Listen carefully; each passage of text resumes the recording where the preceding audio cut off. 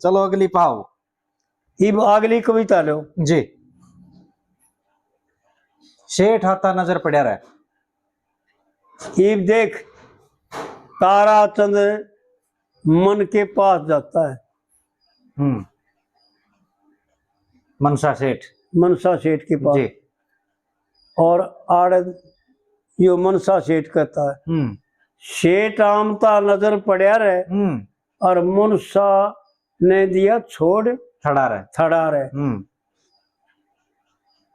यानी जब थड़ा छोड़ने का मतलब जानते भाई जान सारी बात से जाना सब सारी बात यानी थड़ा मालिक बनना उस प्रॉपर्टी का उस इस संसार का मालिक बन रहे जैसे हम बन रहे।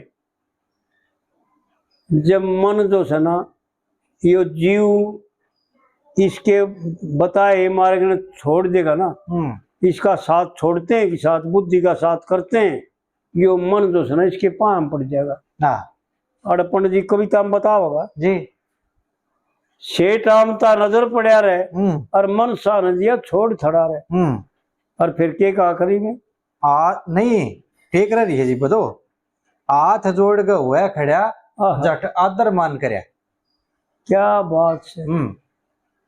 सेठ आमता नजर पड़ा रहे और मन सा नदिया छोड़ थड़ा रहे और हाथ जोड़ के होया खड़ा रहे आदर मान किया। जी। देख भाई यह तो प्रत्यक्ष देखने की बात है। हमारा सबका सब जो मन मालिक। हाँ यो जीव मन के अधीन है मन का गुलाम है जी।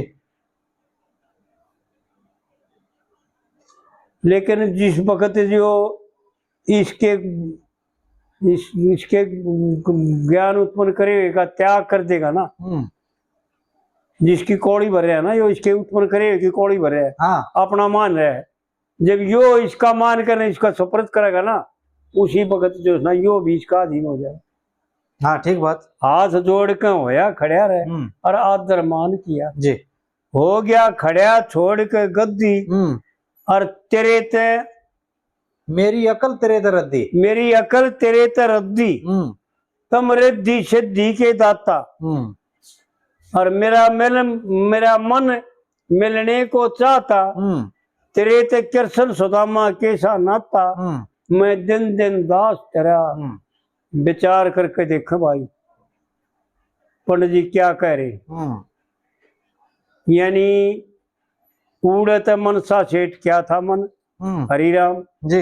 हरिराम अज्ञान रहे क्यों दिया ज्ञान विचार ज्ञान में डूब के मर जाए धर्म में डूब के मर जाए धर्म में डूब के मर जाए। और आड़ क्या कहता है मेरी तेरे ते अकल मेरी रद्दी।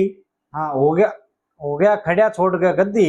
हो गया खड़ा छोड़ के गद्दी मेरी अकल तेरे ते रद्दी और मेरी अकल तेरे ते रद्दी तम रिद्धि सिद्धि के दाता और मेरा मन मिलने को चाहता श्री कृष्ण सुदामा के सा नाता मैं दिन दिन दास तेरा। ओहो देख आड़े देख भाई विचार करके कि यह कविता क्या कहती है। मन इस जीव का दास हो गया मैं दिन दिन दास तेरा। और इस कविता में तो आगे अगली करी देखो और देख दिन दिन दास तेरा यानी तेरी आज्ञा का पालन करूंगा मैं अपनी नहीं चलाऊंगा। जो मैंने बनाया था ना अगर तने उसका त्याग कर दिया ना भाई तने नहीं अच्छा लग गया और मन कहता है भाई तने नहीं अच्छा लग गया तो कोई बात ना मेरा दोहरान दे कि मैं तेरी सेवा करूंगा। जब यो इसका परमात्मा की शरण ग्रहण करता है ना उसी वक्त एक रामायण में चौपाई है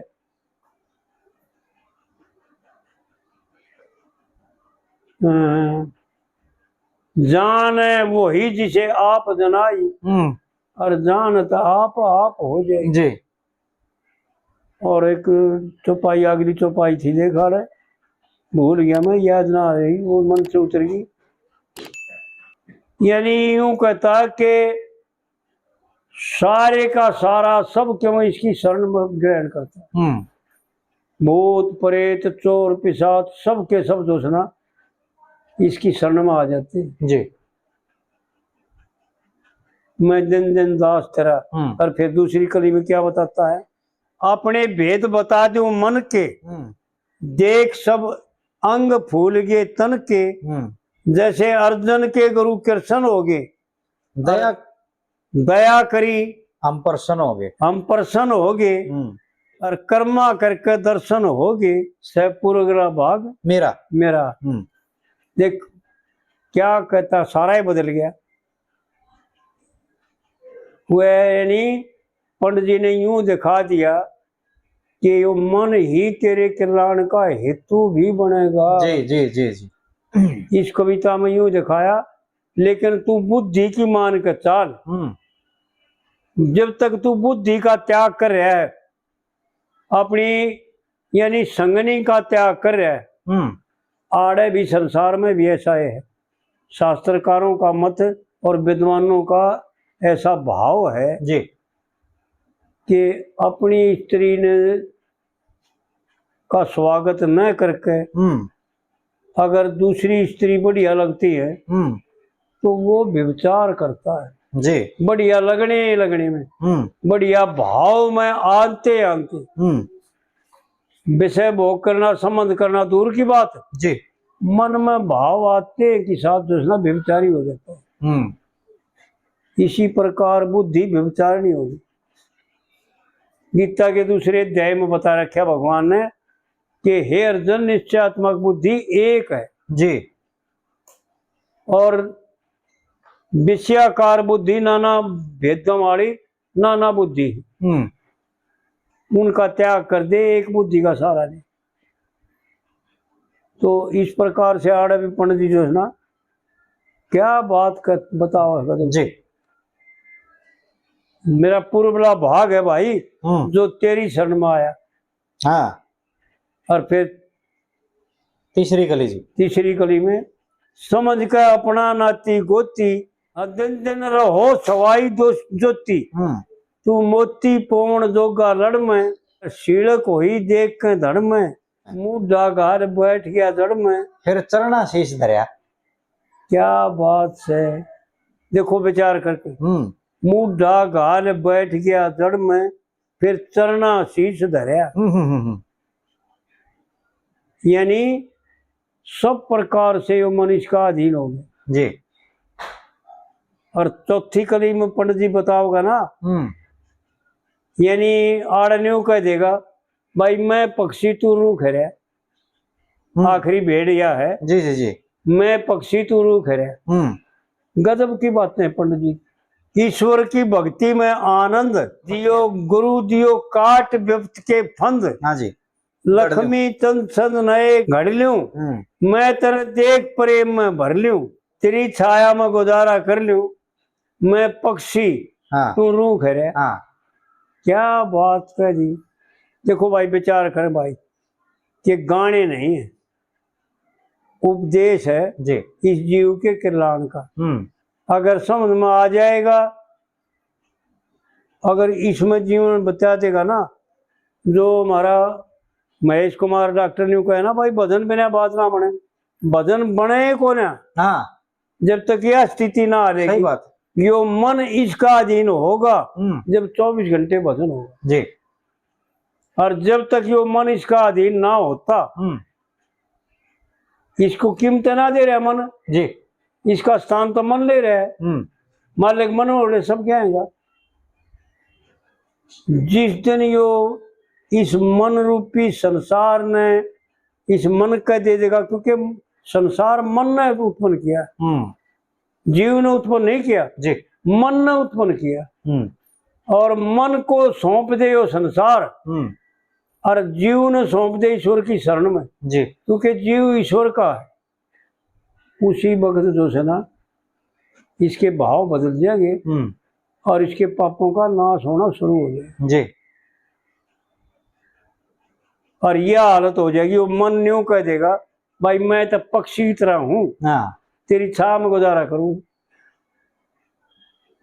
तो तेरे बिना, क्योंकि यो जीव जो है ना, पंडित जी ने बहुत गजब की बात बता रखी। पंडित जी की बातों का कड़े तक तब विचार करा, और भाई कड़े तक वर्णन करा। सब जीवों में जो ईश्वर हूँ, जीव आत्मा जानो जी।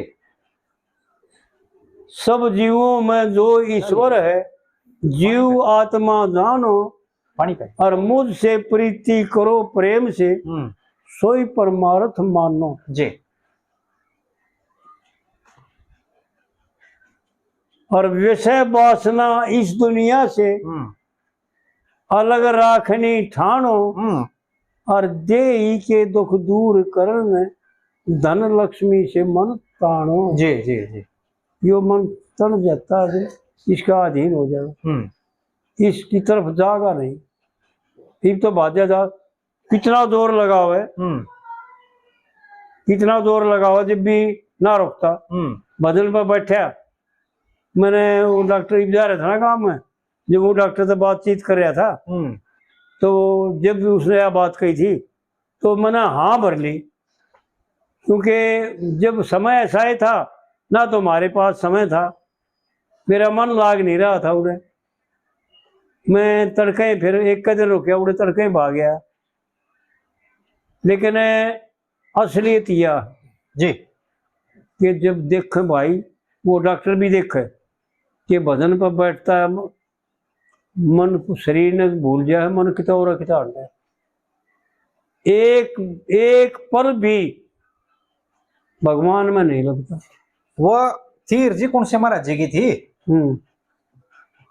वो मठाधीश थे, आड़े ही की बात है कौन से की, मेरे महाराज जी ने ध्यान आ रहे कौन से थे वो। एक पहुंच गया भगत उड़े, और जो छोटे महाराज जी थे ना, उन पर पूछी, बोला हाँ ये बोर मकान की बात है। हाँ, बोर के मकान में पूर्णमलाग जी, पूर्णमलागी की बात है। जब पूर्ण महात्मा थे गद्दी नशील, जब बताते हैं ऐसा कि एक महात्मा आया पूर्णनाथ से मिलने के लिए जी, और उसके गेट पे बैठा था एक वो जो गऊ रखा करते, और गौआ का गोबर कूड़ा नार फूस खाया करता हो। हाँ जी हाँ जी हाँ जी, हाँ सेवक था, गोबर गिरा करता है, ऐसा बताते। जी जी जी। और वो बैठा था, जब वो उसने पूछा भाई मैंने महंत जी से मिलना है, कहाँ मिलेंगे? जब वो बोला भाई महंत जी तो ऊपर बैठे बाछड़े शुद्ध करा, ऐसा नो कही बोला महंत जी आड़ कोने, महंत जी तो बाछड़े शुद्ध करवाने जा रहे हैं, महंत जी तो बाछड़े शुद्ध कराने जा रहे हैं। हाँ जी हाँ जी, भाई बैठ जा, आ जाएंगे थोड़ी सी। तो जब वो महंत जी उठली है संध्या पढ़ते हैं, जब उसने मिले वो, तो उसने वह बात बता दी कि महाराज जी ने कहा था तुम तो बछड़े शुद्ध कराने जा रहे हो। तो पूर्ण मन ने विचार किया, हो भाई बैठा था भजन पे, और करवाऊं था भाई मन में थी नहीं भाई, ये ना बछड़े हो रहे कई, इनको शुद्धा करवा के मैं जोड़ के बड़द हो जाएंगे। पूजन पक्ष ऐसा बताते हैं, हमने देखा भी, हमने जाकर बाद में देखा, लेकिन बाबा जी कोई गोबर गिरना बंद कर दिया कि भाई बाबा जी कोई गोबर नहीं गिरे। गोबर गिरने वाली पड़ोसी गांव थे ना, तो बोर खेड़ी माजरा, उनकी ये गोबर वाली ले जा करती, गोबर पाथन खाते जो गोशे पात के बेचा करती। हाँ जी हाँ जी, उनको दे दिया भाई गोबर तुम ठा ले जाओ। हम नहीं गोबर, बाबा गोबर कोई नहीं गिरा, ऐसा कर दिया था। जी जी। तो भाई विचार करके देखा कि मन पता ना कितनी कितनी जगह अंडे जा बैठे कितने और,